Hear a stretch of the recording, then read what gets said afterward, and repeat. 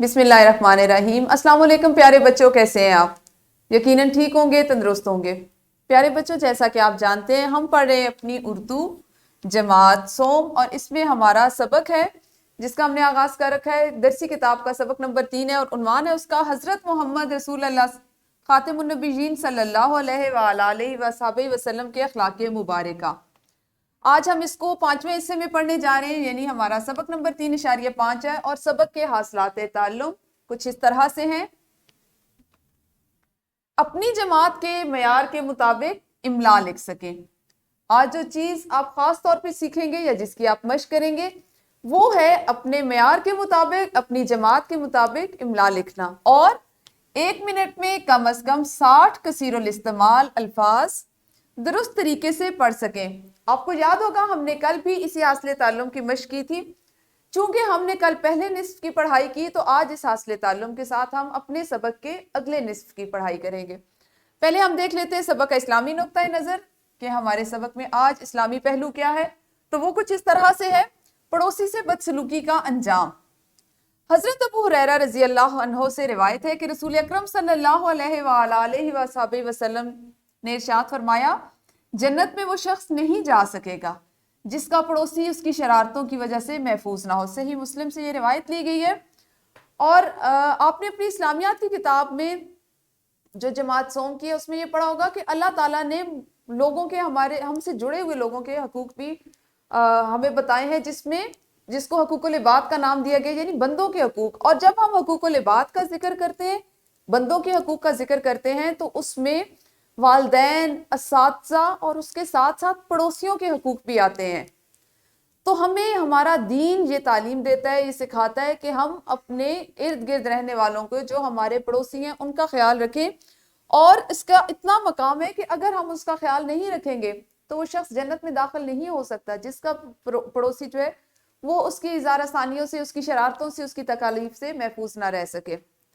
تو کوشش کیا کریں کہ آپ اپنے پڑوسیوں کا خیال رکھیں، بلا وجہ کسی کو تنگ نہ کریں، اپنے گھر میں اتنی اونچی آواز سے موسیقی، شور، اس طرح کی چیزیں نہ کریں کہ جس سے آپ کے پڑوسی جو ہیں وہ متاثر ہوں یا ان کے آرام میں خلل آئے۔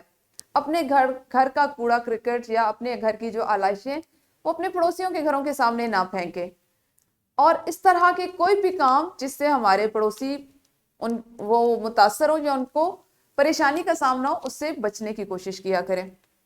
پیارے بچوں، پہلے ہم کریں گے دہرائی، اور دہرائی میں آپ نے آپ کی معلمہ ابھی سبق کی بلند خوانی کروائیں گی ایک حصے کی۔ کل ہم نے جو نصف پڑھا اس کی، اور اس میں سے آپ نے وہ اس رفتار سے پڑھنی ہے، اتنی روانی سے پڑھنی ہے کہ جو حاصل تعلم ہم کل سے جس کی مشق کریں اس کو دیکھتے ہوئے آپ کی رفتار کو جانچ سکیں۔ اس کے لیے ضروری کیا ہے کہ آپ ویڈیو کو یہیں پہ روکیے، کتابیں کھولیے، جتنا حصہ 1، 2 یا 3 سطور یا ایک اقتباس آپ کی معلمہ آپ کو کہتی ہیں، آپ اس کو اس رفتار سے پڑھیں کہ وہ آپ کو جانچ سکیں کہ آیا آپ اس حاصل تعلم کو پورا کر سکتے ہیں۔ اتنا آپ سیکھ رہے ہیں جتنا ہم سکھانا چاہ رہے ہیں۔ ویڈیو کو روکیے اور جلد سے اس سرگرمی کو کیجیے۔ جی، تو یقیناً دہرائی تو آپ لوگوں نے کر لی ہوگی۔ اب ہم دیکھتے ہیں کہ ہم نے آج پڑھنے سے پہلے کیا کرنا ہے۔ آپ سے کل کی طرح میں کچھ سوالات پوچھوں گی، آپ نے پہلے مجھے وہ بتانے ہیں۔ سوالات کل تھے ہمارے پڑھنے سے متعلق، اور آج ہیں لکھنے سے متعلق۔ تو آپ مجھے بتائیں کہ کیا آپ کو لکھنے کا شوق ہے؟ شاباش۔ لکھنے کا شوق عام طور پر لڑکوں کی نسبت لڑکیوں کو زیادہ اس لیے ہوتا ہے کہ وہ اپنا فارغ وقت بھی کچھ نہ کچھ لکھنے میں گزارتی ہیں، لیکن آپ کو اس بات کا بھی اندازہ ہوگا کہ لکھائی کی اگر ہم بات کریں، خوش خطی کی بات کریں، تو وہ لڑکوں کی بہت زیادہ بہترین ہوتی ہے۔ اچھی بات ہے کہ آپ کو لکھنے کا شوق ہے۔ آپ کہانیاں کہاں سے پڑھتے ہیں؟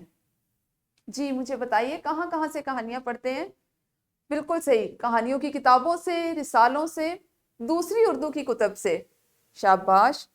آپ کی پسندیدہ کتاب یا رسالہ کون سا ہے؟ مجھے اپنی کسی پسندیدہ کتاب یا رسالے کا نام بتائیے۔ شاباش۔ تعلیم و تربیت آپ کو پسند ہے؟ بچوں کا جو ایک رسالہ آتا ہے پھول، وہ پسند ہے؟ جی۔ جنگ جو سنڈے میگزین آتا ہے، بالکل صحیح، اس میں بھی بچوں کا ایک صفحہ ہوتا ہے۔ شاباش۔ کیا آپ کے گھر باقاعدگی سے کوئی اخبار، کتاب یا رسالہ آتا ہے؟ جی، تو وہ تو آپ مجھے بتا چکے ہیں کہ کچھ بچوں کے گھر میں جو اتوار کا اخبار آتا ہے خاص طور پہ وہ پڑھتے ہیں، اس میں آپ نے دیکھا ہے، آپ پڑھ چکے ہیں جیسا، اس میں بچوں کے لیے بھی خاص صفحات ہوتے ہیں، کہانیاں ہوتی ہیں. تو یہ بہت اچھی بات ہے کہ ابھی سے آپ دیگر کتب کا مطالعہ کرتے ہیں، اس سے آپ کی سوچ جو ہے اس میں وسعت آتی ہے. پیارے بچوں، آج ہم اپنے سبق نمبر 3 کا، یعنی جس کو ہم نے آغاز کر رکھا ہے نبی اکرم صلی اللہ علیہ وآلہ وسلم کے اخلاق مبارکہ، اس کا جو دوسرا نصف ہے یعنی اگلا حصہ ہے، اس کی بلند خوانی کریں گے اور اپنے پڑھنے کی رفتار کو بڑھانا سیکھیں گے. ٹھیک ہے جی. اس کے بلند خوانی کے لیے ضروری ہے کہ آپ اپنی اردو کی کتاب کھولیں، اس کو اگلے نصف والا جو صفحہ ہے اس کو اپنے سامنے کھول کے رکھیں. میں آپ کے سامنے پڑھوں گی اور آپ سنیں گے. واپس آ کر آپ صلی اللہ علیہ وآلہ وسلم نے لنگڑے اونٹ کی بابت دریافت کیا تو غلام نے کہا میں نے اس کی بھی پوری قیمت وصول کی ہے کیونکہ میں اس کے لنگڑے پن کے بارے میں بتانا بھول گیا تھا. آپ صلی اللہ علیہ وآلہ وسلم نے خریداروں کے متعلق دریافت کیا تو غلام نے بتایا کہ وہ یمن سے آئے تھے. آپ صلی اللہ علیہ وآلہ وسلم نے غلام کو ہمراہ لیا اور گھوڑے پر سوار ہو کر یمن کی طرف چل پڑے. ایک دن ایک رات کا سفر کر کے آپ صلی اللہ علیہ وآلہ وسلم نے ان کو پا لیا، یعنی ان جو خریدار تھے ان کو پا لیا اور دریافت کیا کہ یہ اونٹ انہوں نے کہاں سے لیے ہیں. وہ بولے ہمارے مالک نے ہمیں مکہ میں لگے ہوئے میلے میں بھیجا تھا اور کہا تھا محمد بن عبداللہ صلی اللہ علیہ وآلہ وسلم کے تمام اونٹ خرید لینا اور اس کے سوا کسی اور سے کچھ نہ خریدنا. ہم وہاں 3 دن تک محمد صلی اللہ علیہ وآلہ وسلم کے مال کو تلاش کرتے رہے. آخرکار ان کا مال منڈی میں آیا تو ہم اطلاع پاتے ہی خرید لائے.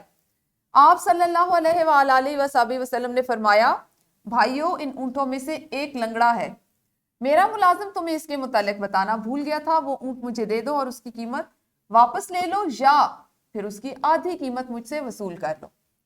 آپ صلی اللہ علیہ وآلہ وسلم کے اخلاق مبارکہ نے کفر کے اندھیروں کو مٹا دیا. آج 1400 سال سے زیادہ عرصہ گزرنے کے بعد بھی نبی اکرم صلی اللہ علیہ وآلہ وسلم کی زندگی تمام دنیا کے انسانوں کے لیے بہترین نمونہ ہے. ہمیں ہر کام سنت نبوی صلی اللہ علیہ وآلہ وسلم کے مطابق کرنا چاہیے اور آپ صلی اللہ علیہ وآلہ وسلم کے اعلیٰ اخلاق سے رہنمائی لینی چاہیے. آج ہمارا سبق متن کے لحاظ سے مکمل ہوا.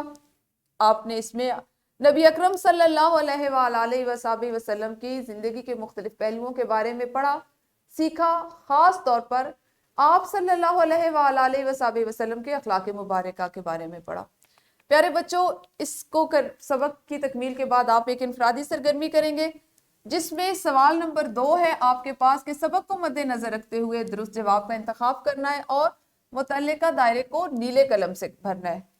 اس سرگرمی کے ساتھ ساتھ آپ نے جو ایک اور سرگرمی سر انجام دینی ہے وہ یہ ہے کہ جتنا حصہ ہم نے ابھی پڑھا ہے سبق کا دوسرا نصف، اس کی بھی مختلف سطور کی، مختلف پیراگراف کی، مختلف اقتباسات کی اپنی معلمہ کی مدد سے، ان کی رہنمائی سے آپ نے مثالی بلند خوانی کرنی ہے. یعنی 1 منٹ میں آپ کی رفتار اتنی ہو کہ کم از کم آپ 60 الفاظ کو درست تلفظ کے ساتھ، روانی کے ساتھ پڑھ سکیں.